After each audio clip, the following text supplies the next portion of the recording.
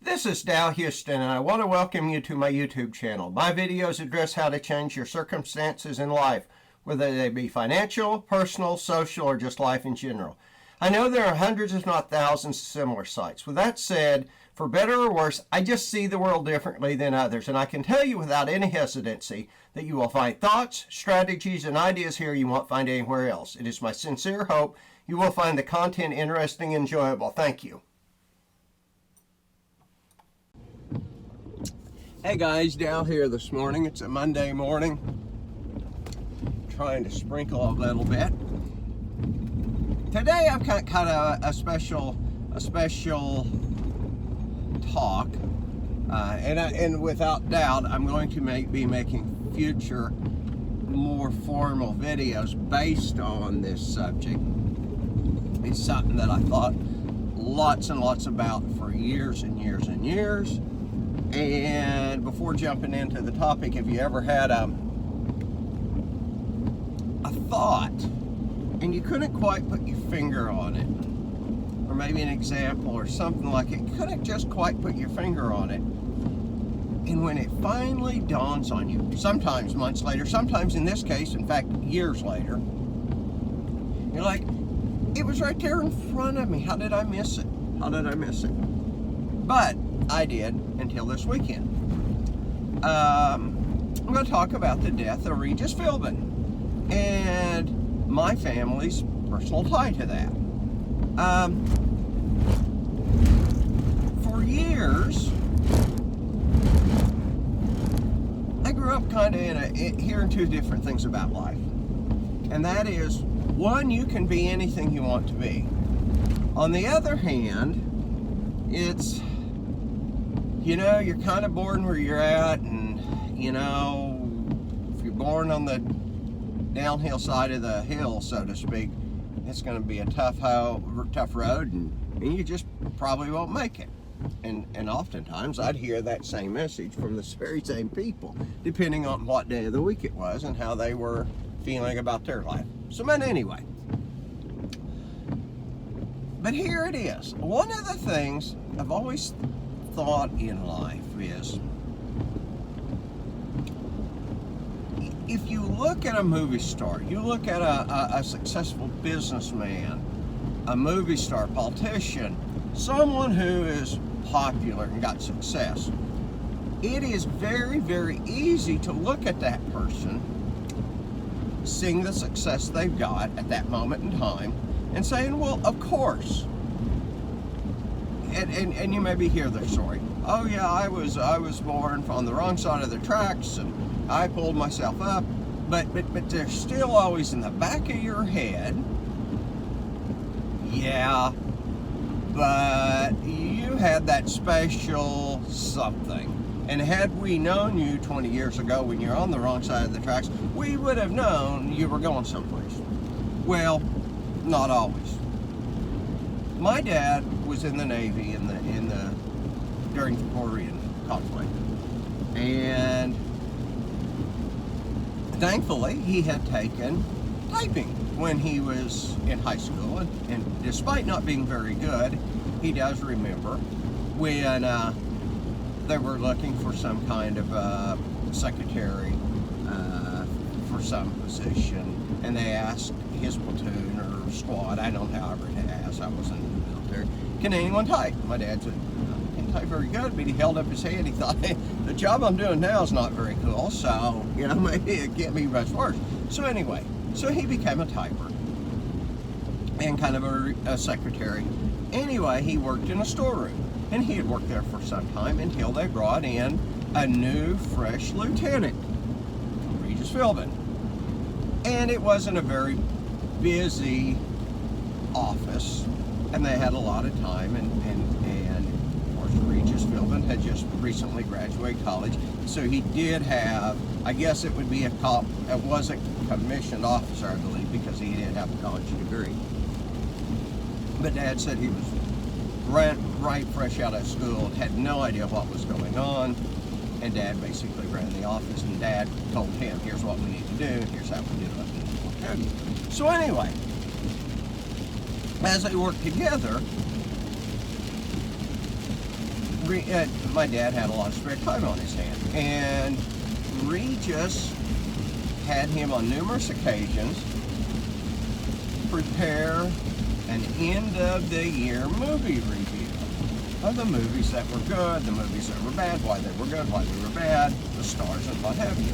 And he would have my dad type them up. And as my dad was typing them up in this small office building, Regis would tell my dad, Houston, this is going to make me a star. My dad like, what the hell ever, you know? I mean, that's absolutely no clue that this man was headed anywhere except maybe he might be an executive in some company or something like that. You know, he probably wasn't going to be a ditch digger, but nothing fantastic. Now, obviously, fast forward several years, when I was a little boy. Now, this is before Regis become a star. He had some minor successes, and every once in a while we'd be watching some late night talk show or something, and Regis would appear. I didn't know who he was, and my dad said, "Hey, get all excited. I used to be his secretary in the Navy. I was his secretary in the Navy." I'm like, "Oh, I don't know him," so it didn't matter. Then in the late '80s, Regis' career really took off, and Dad was coming from a position. He wasn't one of those who was an envious kind of guy of him and said, "Oh, he wasn't anything."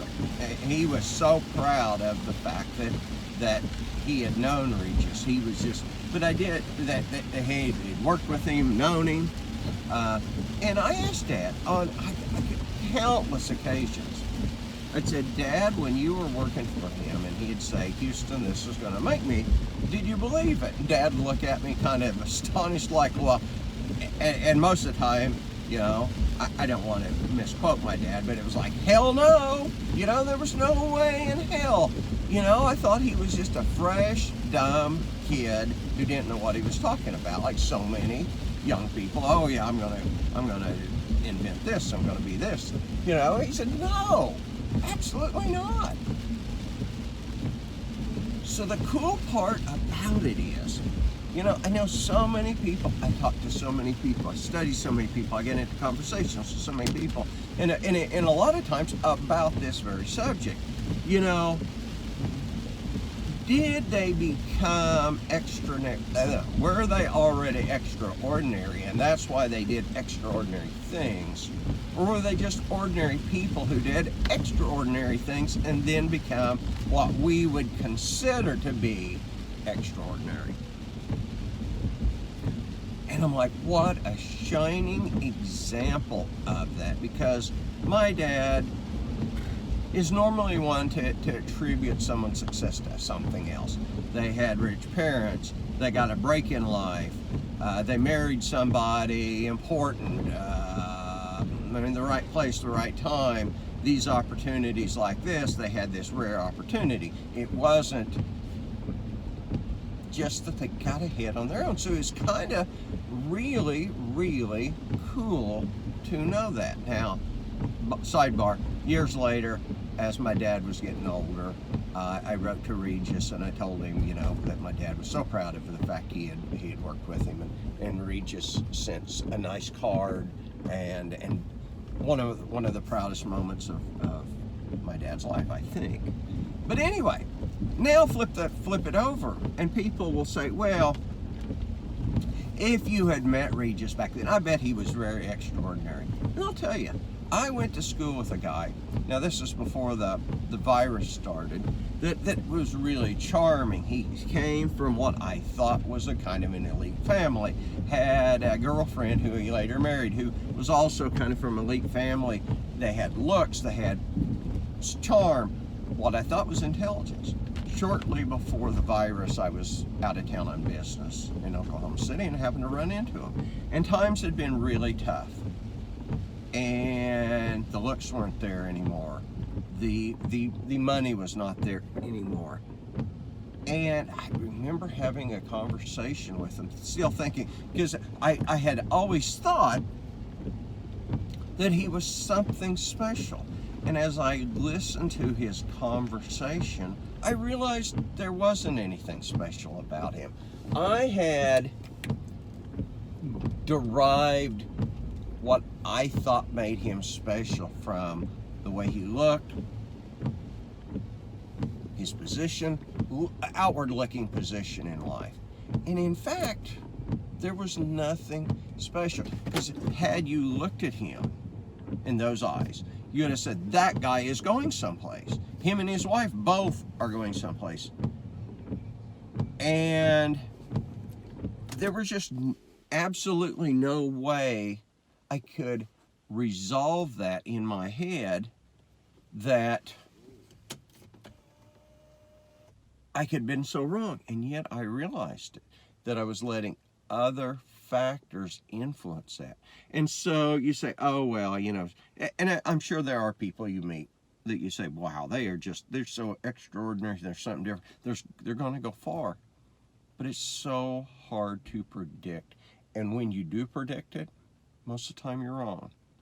Same thing going the other way. Had you looked going the other way, you would have said, no way Regis Phillbin's going far. And here he did. So we got to remember that we're all people. The only thing that separates us is our willingness to put ourselves out there and try and to think through it. Guys, I hope you enjoyed it. I hope you get something from this. Very illuminating to me. Hey guys, talk to you later. Appreciate it. Bye.